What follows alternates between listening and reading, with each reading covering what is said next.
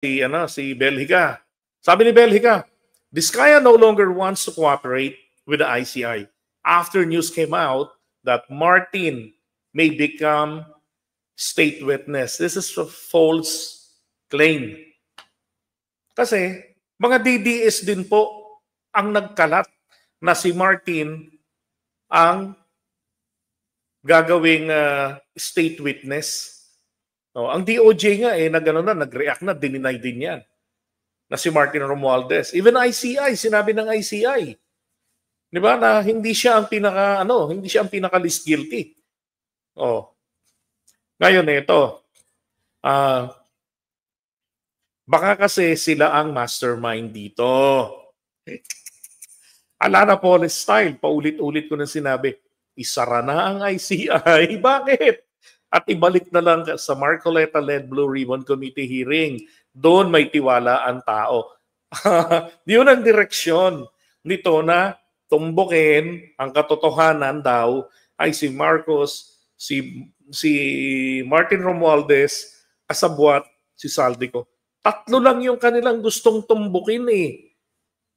Ayaw nila yung mga mambabatas, mga Duterte, kung sino-sino pang mga sangkot, mga contractors, those are small fries lang. Mga butiki lang yung mga yan. Ay ang ihawi natin, targetin natin yung mga malalaki na makakapalang kaliskis, ika nga. Ganun ang kanilang narrative. Kaya kung dapat daw, ibalik na lang yan kay Marcoleta, para saan? Tuloy-tuloy sila sa ganon. Diba? Yun ang katotohanan na sinasabi ni Bongo. Alam nyo, may kasalanan dito si Marcoleta eh. Wala nga sa batas. Yung requirement. Yung nagpalaki ng ulo nito eh. Hanggang sa nauwi nga sila dito sa Senate hearing, di ba? Pagdating dun sa restitution, nakakahiya rito si Marcoleta. Dahil mismo yung dating presidente ng IBP, if I'm not mistaken. Di ba sinasabi na tama naman si Boying Rimulya pagdating dun sa restitution. Yun ang nasa batas eh. Kasi wala nga sa batas yung wala nga sa batas. Yung requirements for admission to the witness protection. Ang restitution is not part of it. Yes, it is not. Pero hindi ho nangangahulugan na hindi namin pwede i-layout yan depending on the case. Mr. Secretary, I am still in the stage where a particular applicant wishes to apply under that program. And there is a process. In the process, restitution is not one of the requisites. Is that correct? Opo, pero if it's in terms of this case being a financial crime, sir, this is a crime against the financial status of the Filipino people, of the Philippine Republic. I think that it's just right. Mr. Secretary. Ayan ang liwanag rito Diyan sa RA 6981 na nilagay ko nga rito. Section 2, Implementation of Program. Ang sabi rito, the DOJ hereinafter referred to as the department sa pamamagitan ng kanilang sekretaryo, yan shall formulate and implement etong Witness Protection Program. So, hereinafter referred to the program pursuant to and consistent with the provisions of this act. Yung sabi rin dito ni Ping Lacson, ni Senator Ping Lacson, maski wala sa qualification yung restitution, nasa poder pa rin ng DOJ. Tama, hindi man yan lawyer, pero maliwanag. Diba? Nasa DOJ. Sabi sa pamamagitan ng DOJ Secretary shall formulate. Secretary, are you amending the provision of... No, sir. No, sir. But that is how we run the Witness Protection Program. Diba? Sa kanya, kay Boyeng, this is how we run the Witness Protection Program. Depende yan sa DOJ Secretary. Rito, mapilit dito si Boyeng Rimulya na maharang yung early restitution na standardly dapat after ng judicial ng court judgment doon sa akusado. Ibig sabihin, paabutin hanggang Supreme Court sa lamang maisama sa katuparan kung magkakaroon ng restitution. That is how Marcoleta used the law, the basic, to protect the Vizcaya's wealth. Etong nakaraan nga lang ilang trilyon yun? 'Di ba? Ilang trilyon 'yun? Yung kasong isinampa ng yung totoong so far yun pa lang yung totoong kaso na naisampa laban sa mga Diskaya, tax evasion case or cases. 1.7 trillion ba 'yun? 'Di ba? Yung kasama ho 'yun sa mga pinoprotektahan dito ni Marcoleta. Oh.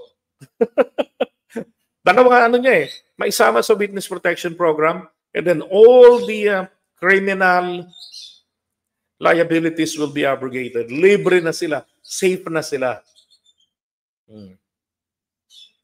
Hindi ho sapat yung tinanong niya dati na meron ba akong paramdam sa inyo? Nahingi ba ako? Sabi ni Curly. Hindi po, Mr. Your Honor. Hindi po, wala po kayong ganung paramdam. Hindi ko nga po alam kung saan nanggaling yun. Kaya lang nakakahina-hinala. Di ba? Bakit tanging sa lahat ng mga senador, sa lahat ng mga abogado dyan sa kwarto na yan, siya lang yung mapilit dyan. Kaya tuloy ang laki-laki ng ulo ng mga Diskaya. Diba? Kasi kita nila ganun kalaki ang mawawala sa kanila kapag ka nagtagumpay yung gustong mangyari ni Boying Rimulya.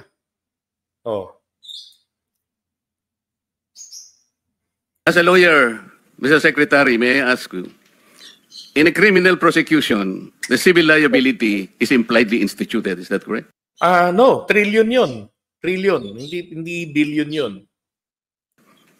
Of course. Kaya nga Hindi naman nangangahulugan kung sakasakali na natapos na yung criminal prosecution. Kapag ka nakita na mayroong criminal liability yung tao, because it is impliedly implied, doon lang magkakaroon ng restitution. It will come after. Paano mo sasabihin na magre-restitute ang isang tao? Meron na bang findings kung magkano i-restitute on how it can be restituted? Nag-a-apply pa lang Huwag po ninyong babaguhin ang...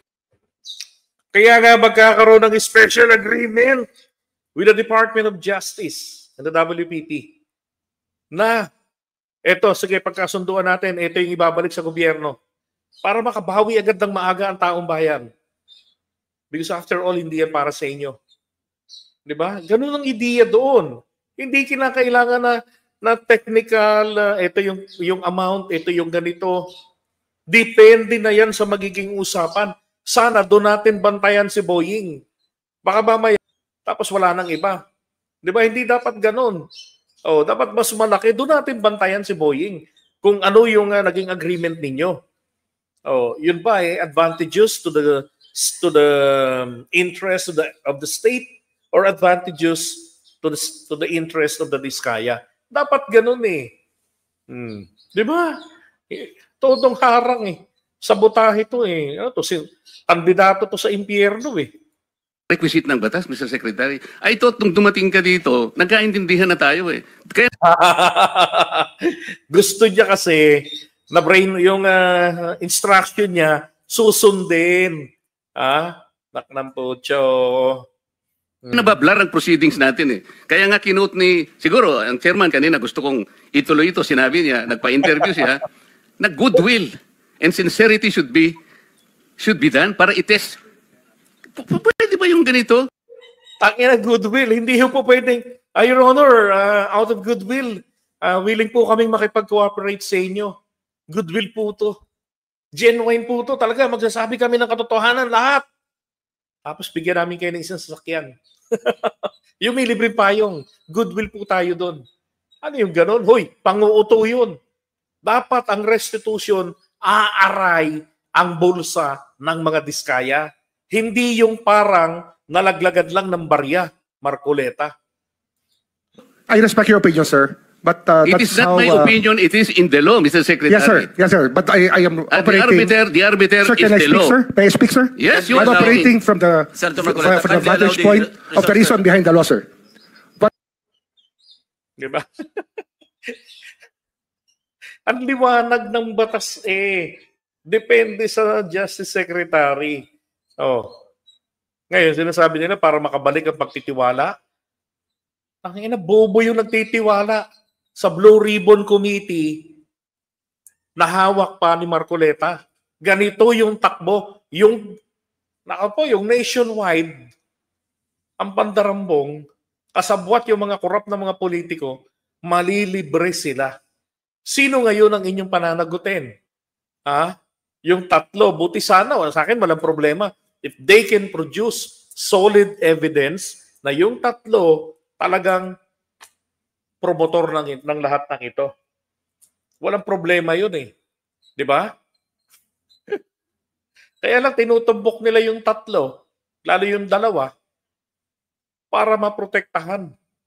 Dahil dawit yung mga katropa ni Digong. Kaya nga ayaw niya yung nababanggit yung 2016. Di ba? Yung panahon ni Duterte, sila ni Bato dyan eh. O dyan. Iba para etong mga to yan, si Bato de la Rosa, siya, si Bongo, yung mga pinoprotektahan, sila Mark Villar, yan ang mga nagpalaki ng ulo ng mga Diskaya. And possibly, magkakasabwat yan sa pagpapabagsak ng gobyerno. Yang apat na yan. Di ba? Dapat nga, itong mga to, kapala mo ka, nag-a-abstain sila eh. Kaya gusto ko ang ICI naka-public para talagang mapahiya yung mga tao na iniimbestigahan. Di ba? Hindi pwedeng ganun-ganun lang. Kasi wala nga sa batas yung ano. Wala nga sa... Ay, nako, Marcoleta. You know what? There's a way para maging state witness po ang mga Diskaya. Alam niyo kung ano yon? Mag-resign si Marcoleta, tapos mag-resign sa pagka-senador. Tapos hingiin kay PBBM na like a lapdog, ako na gawin ninyong DOJ secretary. Tapos, di ba? Matik yan. Matik yan talaga. Ang mga Diskaya ay state witness agad. Libre na sa lahat. Oh. Di ba? Marcoleta? Baka kung tumbling yun sa bar. Simple-simple ng batas eh. Di ba, baluktot. Siya yung naglo-law bending eh. Ayaw niya kang basahin yung batas mismo eh. Di ba? Hindi law bending lang ginagawa niya eh. Talagang tawag dito,